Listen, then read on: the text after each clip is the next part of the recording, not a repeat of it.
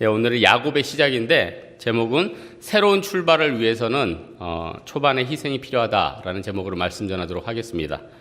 뭐든 새롭게 시작되는 일에는 돈도 들고 시간도 들고 에너지가 들어갑니다. 기존에 그 일을 하던 사람들은 별 비용이나 에너지나 이런 것들이 적을지라도 이렇게 새롭게 하는 일들에는 분명히 에너지가 들어갑니다. 가령 새롭게 언어를 시작하는 학생들은 학원 등록도 해야 되고 교재도 사야 되고 시간 내서 학원도 다녀야 됩니다. 또 우리 캠프 자주 가는데 캠프도 저희가 몇 번 했으니까 노하우도 쌓이고 부대 비용이 안 들지, 처음 하시는 분들은 텐트도 사야 되고 부대 장비도 사야 되고 기술도 익혀야 되고 굉장히 많은 노력과 물질이 들어갈 것입니다. 근데 이런 비용과 대가를 치러서라도 그 일을 새롭게 시작하면 새로운 인생이 열립니다. 전혀 알지 못했던 언어를 익혀가지고 새로운 나라에 가서 쓰기도 하고, 또 전혀 누리지 못했던 교제의 기쁨을 또 여러 가지 새로운 학습을 통해서 우리가 얻기도 한다는 겁니다. 근데 이제 이렇게 처음부터 하는 것들은 대가가 들어갑니다. 그래서 28절에 보면 하나님께서 야곱한테 너는 이제 이스라엘이라고 이름을 바꿔라. 그럼 사실 요즘 이 시대에서도 이름 하나 바꾼다는 게 사실 만만치 않지 않습니까? 이전에, 요즘은 좀 쉬워졌는데 저희 친척 중에서도 개명하는 거 재판까지 가야 되고 또 여러 가지 힘든 것도 있고, 가게 이름 하나 바꾸는 것도 CI 작업이라고 간판도 바꾸고 돈이 들어가고 물질이 들어갑니다. 하나님께서 야곱에게 이런 어떻게 보면 대가를 치러서라도 이렇게 새 출발을 하게 한 데는 분명히 그 뒤에 더 나은 것들이 있기 때문에 그렇다는 것입니다. 오늘 본문의 야곱의 상황을 보면은 14년 동안이나 어떻게 보면 익숙했던 라반 집에서 이제 나왔습니다. 근데 이제 아무리 원수 같은 형이지만 이제 형을 만나서 형과 문제를 풀어야지 다음 문제가 해결되지 않습니까? 그러니까 우리 인생 가운데 그런 일이 많이 있습니다. 결혼을 해야지 다음 전개가 가고, 또 어떻게 보면 군대를 갔다 와야지 다음 일이 전개가 되고, 직장에 문제가 해결돼야지 다음 일이 전개될 때가 있지 않습니까? 누구든지 한 고비를 넘어야지 다음 길이 전개될 때 굉장히 힘들고 어렵습니다. 하지만 믿음으로 새 출발하기 위해서 철저히 이것들을 감내해야 된다는 겁니다. 예수님께서도 이것을 모범을 보여주시려고 겟세마네 동산에서 철저히 외롭게 기도하시고 십자가를 지셨다는 것입니다. 오늘 말씀 보면은 야곱의 시작인데, 결론부터 시작하면은 이 야곱은 새로운 시작을 위해서 사실 하나님 앞에 항복했기 때문에 새로운 시작이 됐다. 이게 문맥상 더 맞는 말씀입니다. 근데 많은 사람들은 어떻게 해석하냐면은 야곱이 이겼기 때문에 문제가 해결됐다, 이렇게 해석을 합니다. 근데 여러분 잘 생각해 보십시오.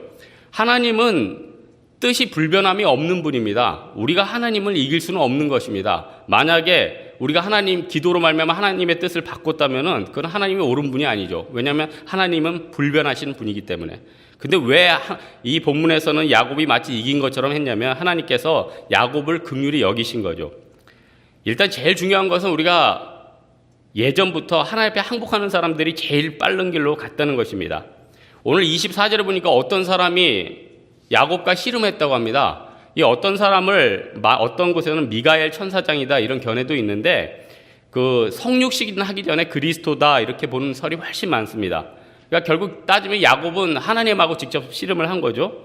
그리고 이제 이 씨름은 물론 기도로 해석하는 경우도 있지만은 또 진짜 씨름이었습니다. 진짜 씨름이니까 뼈가 부러졌죠. 영적인 씨름인데 뼈가 부러지겠습니까?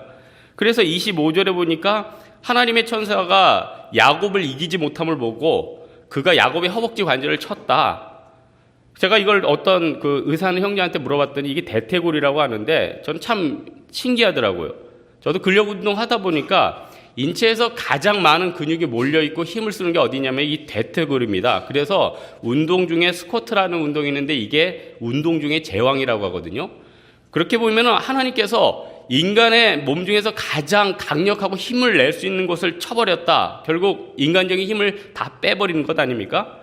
그래서 결국 어떻게 됐냐면 야곱이 나중에 절었다고 합니다. 장애가 생겼다고 합니다. 그래서 본문의 천사가 그를 이기지 못함을 보고, 이 구절을 보고 많은 사람들은 야곱이 이겼다고 생각을 하는데, 이걸 잘 보면 하나님께서, 하나님이 이겼지만은 야곱이 너무 불쌍하고 긍휼함이 느껴져서 하나님께서 야곱에게 손 들어줬다. 그래 네가 이겼다고 치자. 어떻게 보면은 은혜라는 것입니다. 여러분, 제가 아까도 얘기했지만은 만약에 하나님의 뜻을 우리가 기도로 바꿀 수 있다면 그거는 하나님의 공의랑 어긋난다고 제가 말씀드렸지 않습니까? 그렇다면 니느웨를 하나님이 처음에 멸망하려고 그러는데 니느웨가 나중에 니느웨를 건져주신 건 왜 그렇습니까? 하나님 마음 가운데 회개하면 언젠가는 건져주겠다, 그런 긍휼이 있다는 겁니다. 여러분, 하나님께서 항상 계획 가운데 우리를 끝까지 용서해 주겠다, 그런 계획이 있다는 겁니다. 우리는 어떤 잘못과 어떤 연약함이 있어도 하나님이 세워주신다, 이 믿음이 우리가 있으면은 쓰러지지 않는다는 것입니다. 근데 문제는 무엇입니까? 그 고집 때문에 언제든 회개하면 용서해 주시고 세워주신데 그 고집 때문에 시간이 길어지는 거예요. 그래서 빨리 회개해서 빨리 회복된 게 니느웨고요. 끝까지 고집 부리다가 장자까지 죽었던 게 바로 바로왕 아닙니까? 우리가 꼭 이것들을 기억해야 된다는 것입니다. 우리 중에 환도뼈가 부러진 사람은 굉장히 많습니다. 인간관계에서 실패한 사람들, 취업에서 실패한 사람들, 연애에 실패한 사람들, 물질에 실패한 사람들, 부러져서 꼼짝달싹할 수 없죠. 그런데 어떻게 보면 장애를 입고서라도 부러지고 항복하는 게 제일 빠르다는 겁니다. 그게 하나님의 축복이라는 것입니다. 그렇다면 더 좋은 게 무엇이 있겠습니까? 환도뼈가 부러지기 전에, 어긋나기 전에 하나님 앞에 빨리 항복하면은 그것보다 더 큰 축복이 어디 있겠습니까? 그래서 우리 사무엘상에도 보면 순종이 제사보다 낫다고 그런 얘기 하지 않습니까? 이게 한 몇 년 정도 된 것으로 제가 기억하는데, 제가 아는 어떤 형제가 그 부천에서 어떤 사업을 했거든요. 근데 이제 이 형제가 권리금은 많이 들어가고 또 상가를 얻어서 장사를 하는데 월세도 안 나오고 굉장히 힘들어졌습니다. 그래서 제가 사업은 잘 모르니까 이쪽에 좀 전문가분하고 좀 연결을 시켜드렸습니다. 그래서 그 형제가 이제 조언을 얻었는데, 그 전문가분이 한 말이 지금도 인상이 깊습니다. 썩은 사과는 빨리 먹어버리든지 버리든지 해라.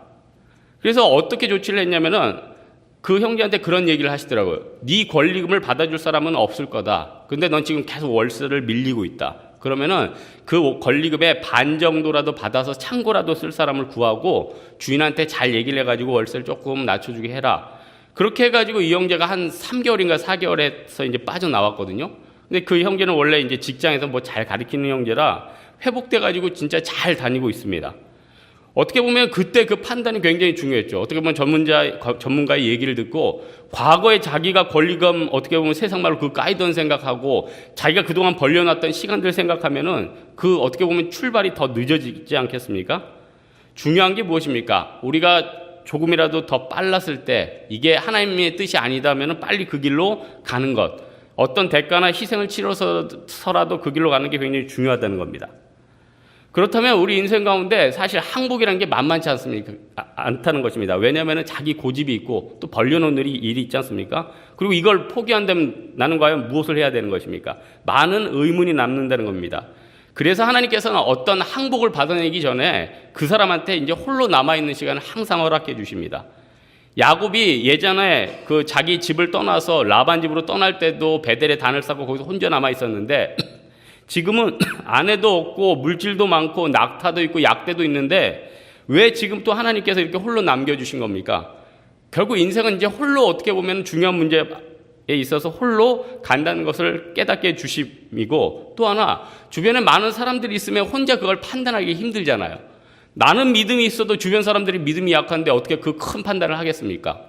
순교를 많은 사람들하고 뭐 토론해가지고 할 수 있겠습니까? 그게 아니죠. 자기 자신 하나님 앞에 던질 때 그 문제가 해결되는 거 아니에요? 그래서 야곱이 결국 홀로 남았습니다. 하나님이 그 홀로 남은 걸 통해서 야곱에게 항복하게 인도해 주셨다는 겁니다. 그리고 나서 하나님이 또 야곱을 이긴 다음에 이제 떠나가려고 하는데 26절에 보니까 이 하나님의 천사, 성육신하신 그리스도라고 하죠. 날이 세려하니 나로 가게 하라, 이렇게 얘기했습니다. 근데 참 이상하지 않습니까? 하나님께서 이기셨고 이제 야곱 이제 발로 한 대 뻥 차주고 가면 되는데 왜 나로 하여금 가게 하라 이렇게 부탁을 했을까요? 여기에 대해서는 그 호크마에 보니까 4가지로 해석을 해요. 첫째, 아침이 되면 다른 사람이 이 하나님과 인간이 이렇게 씨름한 모습을 보고 헛된 호기심을 자극하기 때문에 빨리 가게 했다, 이런 해석이 있어요. 그렇잖아요. 하나님이 인간하고 씨름하는 거 보면 좀 어색할 거고, 그러니까 떠나가셨다, 이런 해석이 있고, 또 하나 둘째는 결사적인 기도로 얻어진 야곱의 승리를 확인시켜주는 하나님의 애정 어린 표현이다. 이건 제가 아까 얘기를 했죠.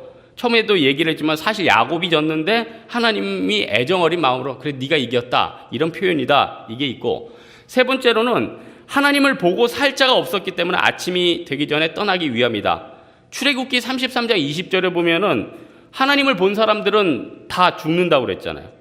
근데 여러분 이상하지 않습니까? 하나님을 가끔 기드온도 그러고 본 사람들 있잖아요. 근데 그 사람들은 왜 안 죽었죠? 그러니까 어떤 해석을 하냐면은 하나님을 봐서 안 죽은 사람들은 주로 성육신 이전의 그리스도로 얘기를 합니다. 그러니까 진짜 성부 하나님을 인간이 보면 그건 직사죠. 그래서 이런 해석이 있고, 다 일리 있는 해석인데 네 번째 해석이 가장 저한테 마음에 다가오더라고요. 사실 이게 세 번째 해석인데 제가 극대화시키려고 네 번째로 바꿨는데, 그게 뭐냐면은 야곱에게 새날에 걸맞는 세일이 있음을 암시하기 위함이다. 무슨 말입니까? 너 이제 에서와 대면하고 새로운 일들이 네 인생 가운데 열리기 위함이다. 이거를 암시한다는 거예요. 여러분, 사실 야곱은 하나님 앞에 내가 이제 하나님 앞에 하나님의 마음을 바꿨다 이렇게 생각한다면 어떤 마음을 가졌겠습니까? 이제 됐다. 이제 형하고 화목할 수 있고 그 땅에 가서 이제 새 출발할 수 있어. 굉장히 기뻤겠죠. 근데 성육신 하신 그 그리스도께서는 뭘 보신 겁니까? 야곱이 나와 기도한 이후에 내가 얘를 인쳐주고 사랑해주고 용서해준 이후에 얘 인생은 어떻게 될 것인가? 너는 형하고 그 땅에 사는 게 아니라 너는 12지파의 머리가 되는 거야. 그러니까 야곱이 아니라 이제 12지파의 넌 머리가 되는 거야. 12지파의 장이 되는 거야. 그리고 야곱은 이제 고향 땅 가서 죽을 줄 알았는데 나중에 스토리 전개되는 건 어떻습니까? 애굽 땅까지 내려가지 않습니까? 애굽 땅까지 내려가가지고 거기서 마차 타고 또 바로왕 만나서 내가 험한 세월을 보냈나이다 한마디 하고 그렇게 사는 거 아니에요. 그러니까 야곱의 인생 뒤에는 너무나도 화려함이 있습니다. 죄사함 이후에는요, 우리 치료만 있는 게 아니라 하나님께서 그 인생 가운데 화려함과 그 꽃마차를 주신다는 거예요. 그렇게 보면은 우리 인생 가운데 하나님이 부어주시는 은혜가 얼마나 큽니까? 그렇다면 하나님께서 우리 인생 가운데 주어주신 많은 것도 우리가 헌신하고 노력해서 주어진 것입니까? 그게 아니죠. 하나님 은혜로 주어진 거죠. 그래서 이사야서 55장 1절에 보면 오라 너희 모든 목마른 자들아 물로 나오라. 돈 없는 자도 오라. 너희는 와서 사 먹되 돈 없이 값 없이 와서 포도주와 젖을 사라. 이게 하나님께서 우리에게 주시는 은혜의 말씀 아닙니까? 여러분, 하나님은 우리의 인생 가운데 뭔가 새로운 것을 줄 때 홀로 두실 때가 있어요. 그러면서 어떻게 보면 내 인생 가운데 진퇴양난이고 철저히 외롭고 힘들 때가 있다는 거예요. 계속 내 인생은 손해로 몰아갑니다. 진퇴양난입니다. 포기할 수도 없고 나아갈 수도 없고 그때 그 시간이 굉장히 의미 있다는 거예요. 그것을 통해서 마하나임의 하나님을 만나게 되기도 하고 내가 그동안 하나님 앞에 기도로 하나님의 의지를 꺾었다. 이건 진짜 승리가 아니다. 그걸 깨닫게 됩니다. 야곱이 이 밤에 기도하면서 뭘 깨달았겠습니까? 옛날에 내 의지로 형과 싸워서 이겼던 거, 라반과 싸워서 이겼던 거, 내 나름대로 머리 쓴 거, 그게 다 승리가 아니었구나. 내가 하나님 앞에 항복하는 게 진짜 승리였구나. 진짜 깨달았지 않겠습니까? 그리고 나서 이스라엘이 됐다는 겁니다. 12지파의 장이 되고 머리가 되고 그의 허리로부터 민족이 나오게 됐다는 거예요. 오늘 말씀의 결론을 맺겠는데요. 새로운 출발을 위해서는 새로운 시도를 위해서는 반드시 초반에 희생이 필요합니다. 나에게 에너지도 들어가고요. 물질도 들어가고 시간이 소요될 것입니다. 근데 그것을 통해서 역사가 시작되는 거예요. 야곱이 그냥 야곱으로 남았다면 그냥 전략적이고 부유한 사람입니다. 근데 나중에 어떻게 됐습니까? 믿음의 사람이죠. 12지파의 뿌리가 됐다는 겁니다. 여러분, 예수 그리스도께서 이 땅에 오시니까 어떻게 됐습니까? BC와 AC로 완전히 바뀌지 않았습니까? 왜냐? 십자가를 지셨기 때문에. 저는 사랑하는 세교회 성도들이 새로운 출발을 위해서 내 인생 가운데 초반에 희생이 있고 또 징태양난의 어려움 가운데 있을 때 믿음으로 말미암아 하나님과 독대함으로 내 인생의 문제를 풀어가고 새로운 출발하는 여러분 되기를 주님의 이름으로 축원합니다. 이제 우리 하나님 앞에 기도하겠습니다. 이 시간 기도할 때 하나님, 나의 인생 가운데 하나님께서 정말 진퇴양난 가운데 있습니까? 새로운 출발하고 싶은데 할 수가 없습니까? 어려움 가운데 있습니까? 하나님, 야곱이 이렇게 긴장 가운데 하나님 앞에 문제를 푼 것처럼 우리 인생도 풀리게 달라 우리 하나님 앞에 각자 간과다 돌아가도록 하겠습니다. 기도하겠습니다.